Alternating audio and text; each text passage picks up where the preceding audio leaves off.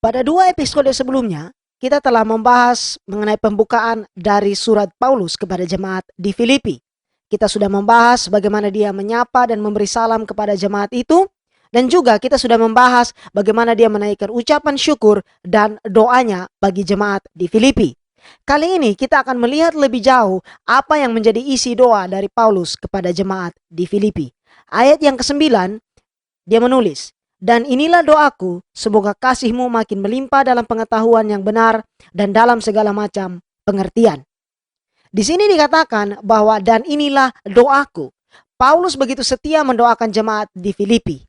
Pertanyaannya bagi kita, sudahkah kita mendoakan gereja kita, persekutuan kita, para pelayannya seperti pendeta, majelis, koster, staf tata usaha, guru-guru sekolah minggu, pengurus pemuda, dan semua perangkat yang melakukan pelayanan dalam gereja atau persekutuan kita? Yang berikut, apa saja yang dia doakan untuk jemaat di Filipi? Yang pertama, ia berdoa supaya jemaat di Filipi makin melimpah dalam kasih di ayat yang ke-9. Jemaat Filipi sudah mempunyai kasih itu. Ini terlihat dari bantuan yang mereka berikan kepada Paulus yang akan kita lihat nanti di pasal yang kedua ayat yang ke-25. Tetapi Paulus tetap mendoakan supaya mereka makin bertumbuh dalam kasih yang terus menerus. Dari sini kita bisa belajar bahwa kita harus tetap berdoa sekalipun untuk hal-hal yang sudah baik dalam gereja kita.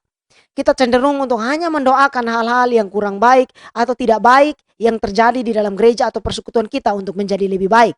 Tetapi sikap ini bisa menyebabkan hal yang sudah baik akhirnya menjadi lemah dan terlupakan karena kita tidak mendoakannya lagi. Yang berikut, ia berdoa supaya jemaat di Filipi bertumbuh dalam pengetahuan yang benar, sehingga mereka bisa membedakan antara yang salah dan yang benar, antara yang baik dan yang jahat. Kita bisa melihat hal ini di ayat yang ke-9 dan ayat yang ke-10. Yang dimaksud dengan pengetahuan di sini tentu adalah pengetahuan akan kebenaran firman Tuhan. Bahwa Paulus berdoa supaya jemaat di Filipi bertumbuh dalam pengetahuan akan kebenaran firman Tuhan menunjukkan pentingnya pengajaran firman Tuhan yang benar di dalam gereja dan persekutuan orang percaya. Gereja yang tidak mementingkan pengajaran firman Tuhan adalah gereja yang sudah menyeleweng dari jalan yang benar. Ada orang-orang yang mungkin hanya berpendapat bahwa yang penting bukan belajar banyak, tetapi mentaati firman Tuhan, hidup baik, dan sebagainya.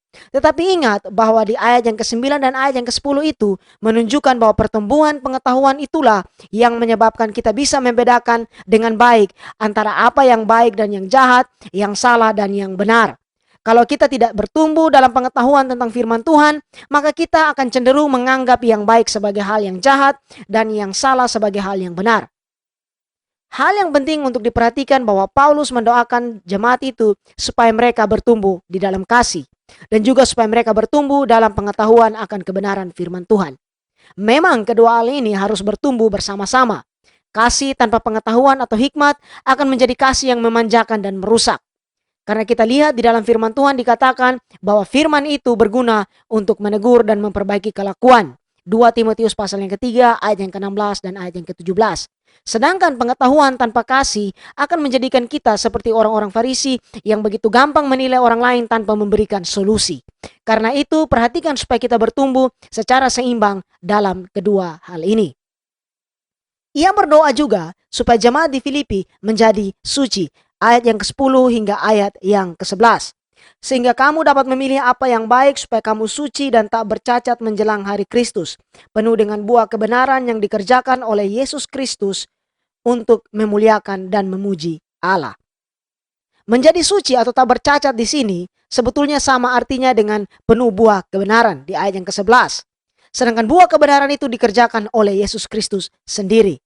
Kita lihat di ayat yang ke-11 ini berbicara mengenai buah kebenaran dan bisa kita bandingkan ini dengan apa yang Paulus tulis juga di dalam Galatia pasal yang ke-5 ayat yang ke-22 hingga ayat yang ke-23 mengenai buah roh. Tetapi itu tidak berarti bahwa kita boleh bersikap pasif saja dalam pengurusan hidup kita. Kita tetap mempunyai tanggung jawab untuk belajar firman Tuhan karena firman Tuhan itu dipakai oleh Tuhan untuk menyucikan kita. Kita juga perlu untuk banyak berdoa, meminta agar Tuhan memberikan kita kekuatan untuk menghadapi kelemahan-kelemahan kita, menghadapi godaan dan pencobaan yang datang dalam kehidupan kita. Yang berikut, kita perlu berusaha untuk membuang dosa-dosa itu dan belajar untuk mentaati firman Tuhan.